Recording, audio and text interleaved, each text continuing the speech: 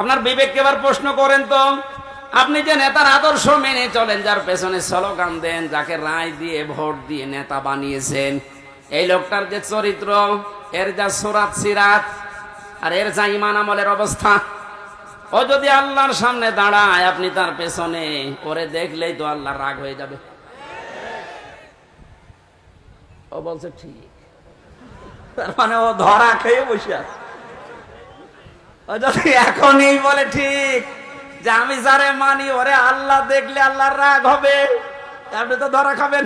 কথা তো সত্যি, এইটাই আসল কথা। আপনি যারা ধরা না খান, সুতরাং এমন মানুষের পেছনে থাকা লাগবে, এমন মানুষকে আদর্শ হিসাবে সামনে নিয়ে আসা লাগবে, যারে দেখলে আল্লাহ খুশি হয়ে যায়।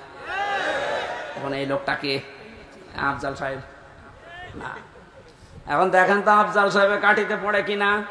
সারা নেশা 5 নাম্বার পারা 6 নাম্বার পৃষ্ঠা 9 নাম্বার লাইনের 59 নাম্বার আয়াতের প্রথম অংশে আছে, ইয়া আইয়ুহাল্লাযীনা আমানু আতিউল্লাহা ওয়া আতিউর রাসূলা ওয়া উলিল আমরি মিনকুম।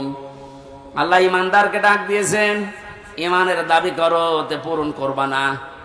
তোমাদের দাবি হচ্ছে তোমরা আল্লাহর ইতাআত করো, রাসূলের আনুগত্য করো, আর উলিল আমর তোমাদের ভেতরে যারা নেতৃত্ব দেয় এদের মেনে চলো। কুষ্টিয়াবাসী, বাংলাদেশের 64 জেলার ভেতরে এই কুষ্টিয়াকে আমি বেশি ভালোবাসি, কারণ এই জেলাটা আমার। আমি চাই আপনারা বাঁচেন, বেঁচে থাকেন, যেন জাহান্নামী হয়ে না যান। এই যে আতিউ, এটা কিন্তু ভার্ব, এটা ফেল, এটা ক্রিয়া। এই শব্দটা আল্লাহ নিজের নামে রাসূলের নামে দিয়েছেন, উলিল আমরের আগে দেননি।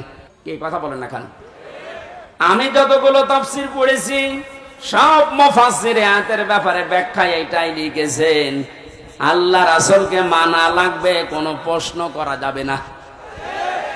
কিন্তু আল্লাহ রাসূলের পরে যদি কিয়ামত পর্যন্ত আপনি কাউকে মানতে চান, নেতা হিসাবে নেতৃত্ব দেবে, তাকে যদি মেনে চলতে চান, মাস্ট বি, দেখাই লাগবে এই লোকটা আল্লাহ রাসূলকে মেনে চলে কিনা। আরে এই আয়াতটা বাংলাদেশে আজ কায়েম হয়ে গেলে তো ইসলাম চলে আসে। এক কথা বলে না কেন? আল্লাহ রাসূলকে যে লোক মেনে চলে না, আমার বাবা হলে ওরে আমি মানি না।